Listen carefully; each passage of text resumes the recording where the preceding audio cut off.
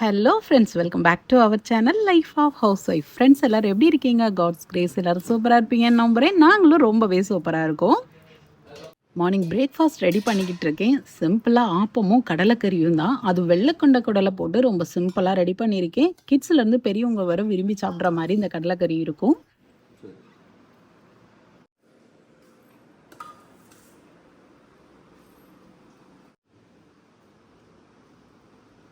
முன்னாடி நான் உங்கள்கிட்ட சொன்ன மாதிரி எங்கள் வீட்டில் ஒரு ஃபங்க்ஷன்.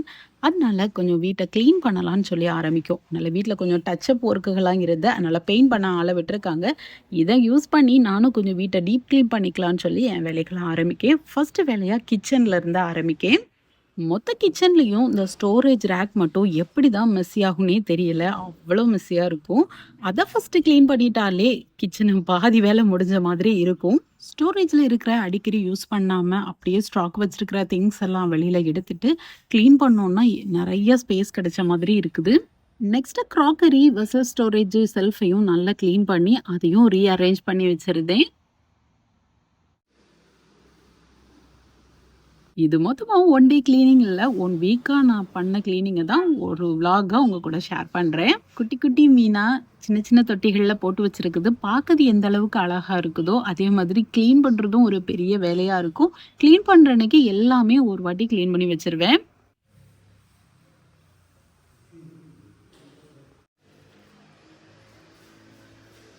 எப்பவுமே ஃப்ரூட்டை வந்து ஜூஸாக எடுத்துக்கிறதுக்கு பதிலா நல்லா கட் பண்ணி நல்லா சூ பண்ணி சாப்பிடும்போது சாப்பிட்ட ஒரு ஃபீல் கிடைக்கும், திருப்தியாக இருக்கும்.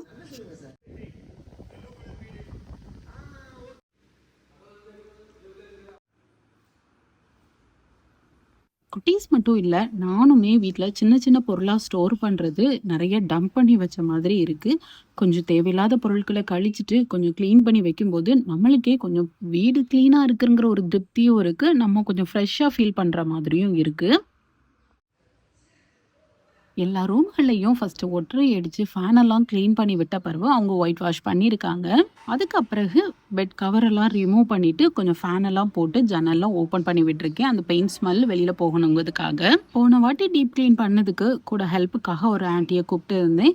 ஆனால் அவங்க க்ளீன் பண்ணுறத விட நானே க்ளீன் பண்ணுறது தான் எனக்கு கொஞ்சம் கம்ஃபர்டபுளாக இருந்துச்சு. அதனால ஃபஸ்ட் டே ஃபுல்லுமே நானே வீட்டுக்குள்ளே உள்ளது எல்லாமே க்ளீன் பண்ணி எடுத்துட்டேன்.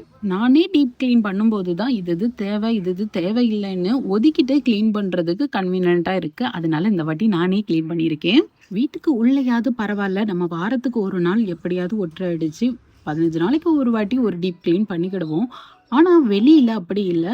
நம்மளுக்கு 8 மட்டும் தான் க்ளீன் பண்ண முடியும். அதுக்கப்புறம் உள்ளதெல்லாம் நிறைய தூசி அடைஞ்சிட்டு ஒயிட் வாஷ் பண்ண விட்டுருந்தவங்களே இதையும் எனக்கு க்ளீன் பண்ணி கொடுத்தாங்க. நீட்டாக இருந்தால் தான் கம்ஃபர்டபுளாக யூஸ் பண்ண முடியுங்கிற பாத்ரூமையும் நீட்டாக க்ளீன் பண்ணி விட்டுட்டு இருக்கிற மிரர் எல்லாத்தையுமே க்ளீன் பண்ணிடுதேன். வாஷ் மிஷினையும் அதில் இருக்க டேப்பையும் சேர்த்தே க்ளீன் பண்ணிடுதேன்.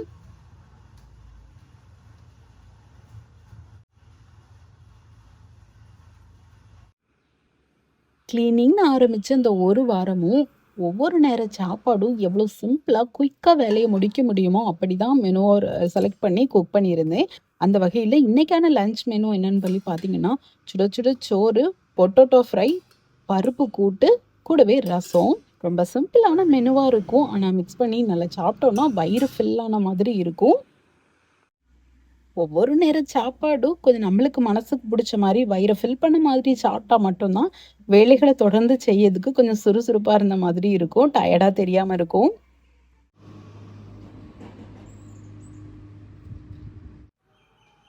வீட்டை எத்தனை வாட்டி பெருக்கினாலும் ஒரு வாட்டி தொடச்சி எடுத்துட்டோம்னா அதுதான் கொஞ்சம் பிரைட்டாக நீட்டாக இருந்த மாதிரி ஒரு ஃபீலாக இருக்கும். அது மட்டும் இல்லை, டீப் க்ளீன் பண்ணியிருக்கிறதுனால எல்லா இடங்கள்லையுமே நல்லாவே தூசி ஆகிட்டு ஃப்ளோரையும் நல்லா லிக்விட் போட்டு நீட்டாக மூவ் பண்ணி விட்டுட்டேன். நெக்ஸ்ட்டாக வீட்டில் இருந்த மற்ற வேலைகள்னால லாண்ட்ரி மட்டும் நிறையவே சேர்ந்துட்டு அதனால இன்னைக்கு லாண்ட்ரி டைமாக ஒதுக்கி கொஞ்சம் துணிகளை பிரித்து ஒவ்வொரு லோட போட்டு எடுக்க போகிறேன்.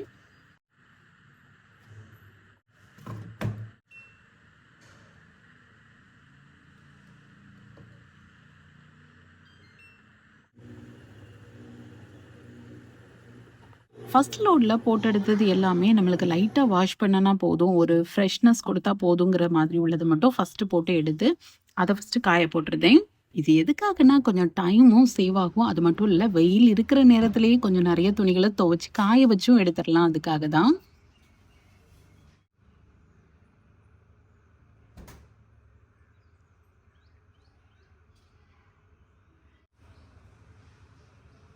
துணி காய போடுற இந்த ஸ்டாண்ட் எனக்கு ரொம்பவே யூஸ்ஃபுல்லா இருக்கும். சின்ன துணிகள ஃபுல்லுமே இதில காய போடும்போது, மழை வந்தாலும் எடுக்க ஈஸியா இருக்கும். ரூம்குள்ள நம்ம காய வைக்கிறதுக்குமே ரொம்ப ஈஸியா இருக்கும். இன்னும் நெறைய துணி காய போடணும் அப்படிங்கிறதுனால, கொஞ்சம் ஹெவியானது, கொஞ்சம் பெரிய துணிகள், பெட்ஷீட்டுகள் எல்லாத்தையுமே வெளியில இருக்கிற கம்பியில காய போடுறேன்.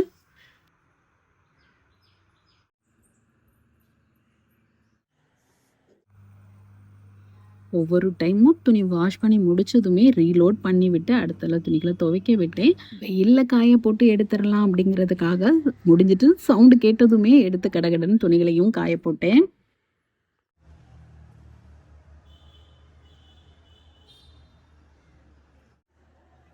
ஈவினிங் ஆனதுமே காஞ்ச துணிகள் எல்லாத்தையும் மடிக்க ஆரம்பிச்சேன். பொதுவா கையோட மடிச்சா தான் கிளீன் ஆகும். கொண்டு இருக்கட்டுமேன்னு போட்டா எப்படியும் துணி சேர்ந்து அதுவும் ஒரு பெரிய வேலையா தெரிஞ்ச மாதிரி இருக்கும். அதனால கையோடயே எல்லாத்தையும் ஃபோல்ட் பண்ண ஆரம்பிச்சேன். அது மட்டும் இல்ல, ஃபோல்ட் பண்ண கையோடையே துணிகள எங்கெங்க ஸ்டோர் பண்ணணுமோ, எங்கெங்க அரேஞ்ச் பண்ணணுமோ அங்கங்க கொண்டு வச்சுட்டேன். ஜீன்ஸு, கொஞ்சம் ஹெவியான துணிகள், உரப்பா இருக்கிற துணிகள் எல்லாத்தையுமே உல்டாவா எடுத்து மாத்தி தான் காய போடுவேன். ஏன்னா, அதுல உள்ள இருக்க கிளாத் காயணும் அப்படின்னா, மாத்தி போட்டா தான் ஈஸியா இருக்கும் அதுக்காக. ஒரு சில துணிகள் மட்டும் கொஞ்சம் காயாம இருந்து, அதனால அந்த துணிகள அப்படியே ஸ்டாண்ட்ல காயறதுக்காக விட்டுட்டேன்.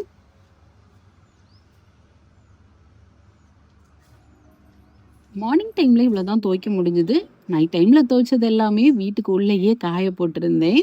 அதே நைட் டைம்ல ஒயிட் துணிகளையும் துவைச்சிருந்தேன். காஞ்சதுமே அயர்ன் பண்ணக்கூடியதுகள தனியாவும், மத்த துணிகளையும் தனியாவும் எடுத்து ஃபோல்ட் பண்ணி எடுத்து வச்சேன். வெள்ளை துணிகள், நீலம் போடுற துணிகள் எல்லாமே நைட்டு டைம்ல துவைக்கிறது தான் பெஸ்ட்டா இருக்கும். முக்கியமா பார்த்தீங்கன்னா, நீலம் போடுற துணிகள், நீலம் போட்டு துவைச்சு காய போடும்போது, வெயில்ல போட்டோம் அப்டின்னா, வெயில் படுற இடத்துல நீலம் கம்மியாவும், அடுத்த சைடு நீலம் கொஞ்சம் திக்காவும் தெரியும். டபுள் கலர்ல தெரிய ஆரம்பிக்கும். அதனால நைட்டு துவைச்சு காய போடும்போது, ஈவனா இருந்த மாதிரி இருக்கும். நைட்டுன்னு இல்ல, நிழல்ல காய போட்டோம்னாலே அது ஈவனா இருந்த மாதிரி இருக்கும்.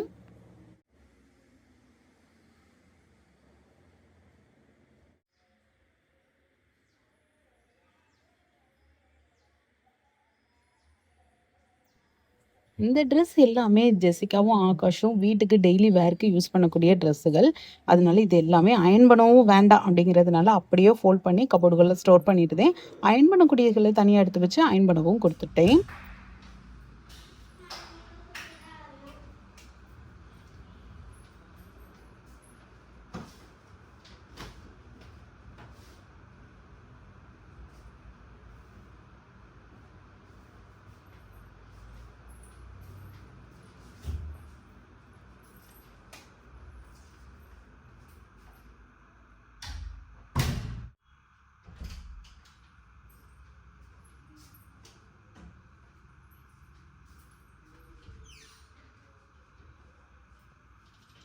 ட்ரெஸ் வச்சிருக்கிற கபோர்ட் மட்டும் எவ்வளோ ஈஸியா மெஸ்ஸி ஆக முடியுமோ, அவ்வளோ ஈஸியா மெஸ்ஸி ஆயிரும்.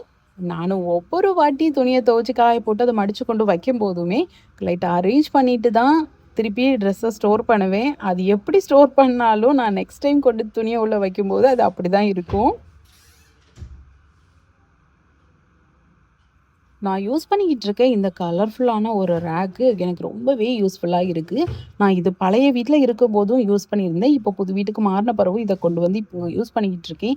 இன்னர், கர்ச்சீஃப், சாக்ஸ்ன்னு சின்ன சின்ன கிளாத் எல்லாமே இதில ஒவ்வொரு ரேக்ல ஸ்டோர் பண்ணும்போது, எங்கேயும் மிஸ் ஆகாமயும் இருக்கும். நம்ம எடுத்து யூஸ் பண்ணதுக்கு இதில தான் இருக்குன்னு சொல்லி ஈஸியா இருந்த மாதிரி இருக்கும். ஃபங்ஷன் டைம்ங்கிறதுனால அயர்ன் பண்ண குடுத்த துணியையும் ஃபாஸ்ட்டா வாங்கிட்டேன். வெளுக்கப்பட்ட துணிகளையுமே ஃபாஸ்ட்டா வாங்கி, எல்லாத்தையுமே கபோர்ட்ல ஸ்டோர் பண்ணிட்டேன்.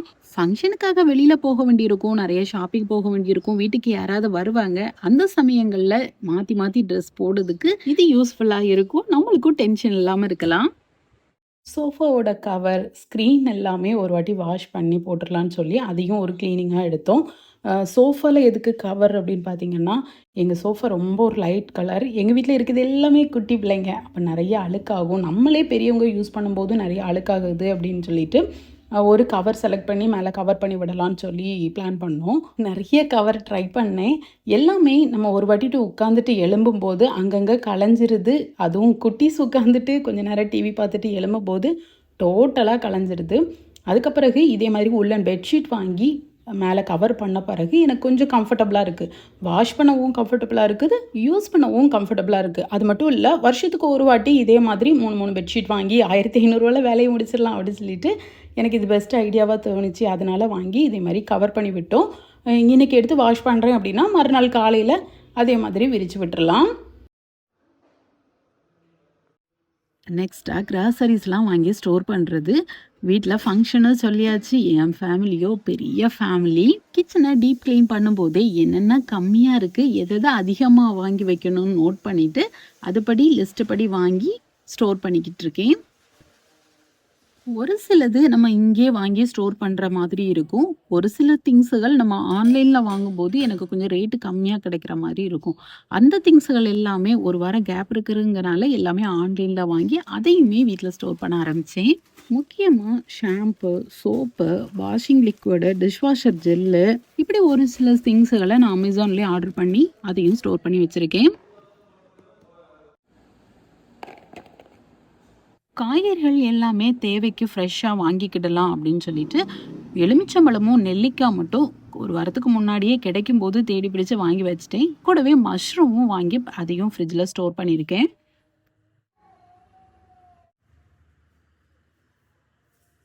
கிளீனிங்கில் இது டெய்லி கிளீனிங். எப்பவும் போல் வீடை பெருக்கிறது, செடிகளுக்கு தண்ணி ஊற்றுறது. செடிகள் எல்லாமே நிழல்லையும் இருக்குது. இப்போ வெயிலும் அதிகமாக இல்லைங்கிறதுனால 2 நாளைக்கு ஒருக்கா தான் தண்ணி ஊற்றுவேன். எல்லா பிளான்ட்லேயுமே மண்ணு கூட கோகோபீட்டும் மிக்ஸ் பண்ணி வச்சுருக்கிறதுனால தண்ணியை அப்சர்வ் பண்ணி வச்சுக்கும். அதனால் நம்ம 2 நாள் இல்லை 3 நாளைக்கு ஒருக்கா தண்ணி ஊற்றினாலுமே நல்ல ஈரப்பதத்தோடு தான் இருக்கும்.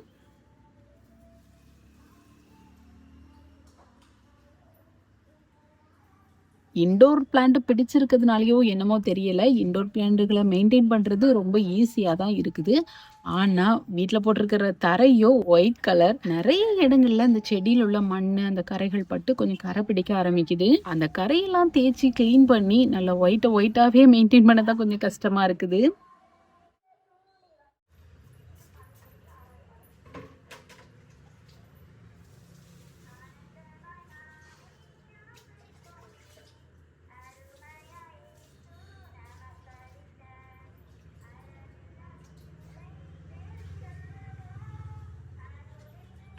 ஃபங்க்ஷனுக்கான ப்ரிப்பரேஷனாக க்ளீனிங் ஒர்க்கில் இருந்து ஆரம்பிச்சிருந்தேன். அதை அவங்க கூட ஷேர் பண்ணியிருக்கேன். நெக்ஸ்ட்டாக நிறைய ஷாப்பிங் போகணும், நிறைய பர்ச்சேஸ் பண்ண வேண்டியது இருக்குது, நிறைய அரேஞ்ச்மெண்ட்ஸும் இருக்குது. எல்லாத்தையும் நெக்ஸ்ட் விலாகில் உங்கள் கூட ஷேர் பண்ணிக்கிட்டேன். தொடர்ந்து பார்க்குறதுக்காக ஒரு லைக் கொடுத்துக்கோங்க. பாய்.